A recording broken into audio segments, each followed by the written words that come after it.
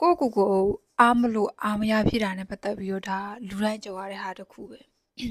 ကိုမမဟုတ်ဘူးပေါ့နော်လွန်ခဲ့တဲ့ရက်တော့ဆိုရင်လည်းကျမရဲ့ဒီ client အကူတယောက်နဲ့ဆုတ်ခဲ့တယ်ပေါ့နော်သူဆိုရင်ဒါတော့သူကနေပဲတခုမှအောင်မြင်နေပြီးသားလူနော်အဲ့ဒါတော့သူကလည်းသူ့ကိုသူနဲ့ပတ်သက်ပြီးအားမလို့အားမရဖြစ်နေတာပေါ့နော်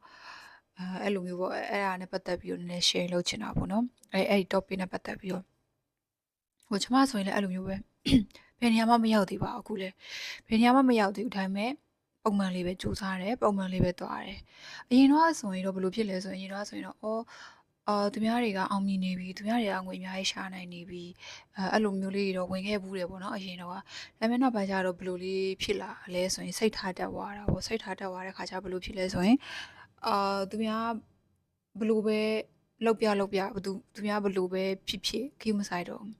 တွေးလိုက်တယ်ဆိုရင်လည်းအဲ့လိုမျိုးပဲတွေးတဲ့အတိုင်းမှာပဲထားထားလိုက်တယ်လိုက်ပြီးတော့မခံစားတော့ကိုလောက်သက်ရှိတာပဲဆက်လုပ်တယ်ကိုကကိုဒီဇိုင်းမမတ်သွားတယ်ကိုရဲ့ brand ကိုပုံမှန်လေးတိဆောက်တယ်ကိုသွားနေတဲ့လမ်းကြောင်းကိုဒီဇိုင်းမမတ်သွားတယ်လမ်းကြောင်းတက်အောင်သွားတယ်သူများဘာပဲဖြစ်နေသူများတော့သူတို့ကတော့ဒီလိုလေးလုပ်လို့အောင်မြင်သွားတာသူတို့ကတော့ဒီလိုလေးလုပ်လို့ဆိုပြီးတော့ကိုလိုက်ပြီးတော့မယောင်တော့ဘူးเนาะလိုက်ပြီးတော့မယောင်ကိုပဲ step by step သွားတယ်တစ်စင်ပြီးတစ်စင်အမ်ကြိုးစားရတယ်ကိုပဲအာရုံစိုက်တယ်သူများလိုက်ပြီးတော့ဟိုအာရုံမစိုက်တော့ဘူးပေါ့နော်ခေါင်းထဲမရဘူးပေါ့အဲ့လိုပုံစံမျိုးအဲ့ခါကျဘယ်လိုဖြစ်သွားလဲဆိုရင်ကိုတိမ်ငယ်စိတ်ဖြစ်တာတွေ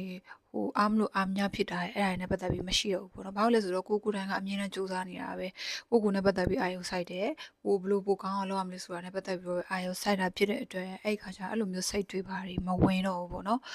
အဲ့တော့အခုပြောချင်တာကတချို့ပေါ့စူးစမ်းနေတဲ့လူငယ်တွေလည်းရှိလိမ့်မယ်ပေါ့နော်လူငယ်မှမဟုတ်ပါဘူးလူတိုင်းပါပဲဟိုဗီဒီယိုအစောမှာပြောသလိုမျိုးပဲ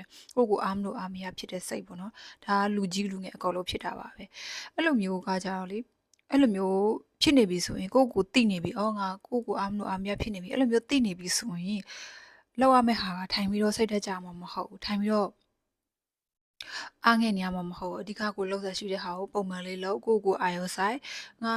ကိုလုပ်ငန်းနဲ့ပတ်သက်ပြီးတော့ဟိုပြန်ပြီးတော့စဉ်းစားကြည့်ပေါ့နော်ငါဒီဘယ်အပိုင်းမှာပို့ပြီးတော့ကောင်းလုပ်တင်လဲငါဘယ်အပိုင်းမှာပို့ပြီးတော့စူးစမ်းတင်လဲဆိုပြီးတော့အဲ့လိုမျိုးပြန်ပြီးတော့အာရုံစိုက်တင်တာပေါ့နော်လူငယ်တွေဆိုရင်လည်းအဲ့လိုမျိုးပဲ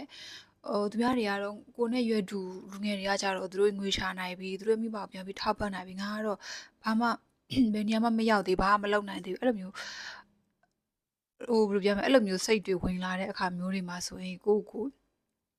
တငယ်စိတ်ဖြစ်စရာမလိုဘူးပေါ့နော်ကိုပဲကိုလက်ရှိစူးစမ်းနေတဲ့ဟာငါပဲရှိသေးတယ်ဆိုရင်တန်းလောက်စူးစမ်းလိုက်ကွာ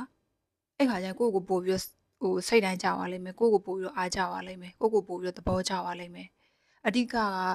ပိုစူးစမ်းဖို့ပဲလိုတာကိုပို့ပြီးတော့အာရုံစိုက်ဖို့ပဲလိုတာ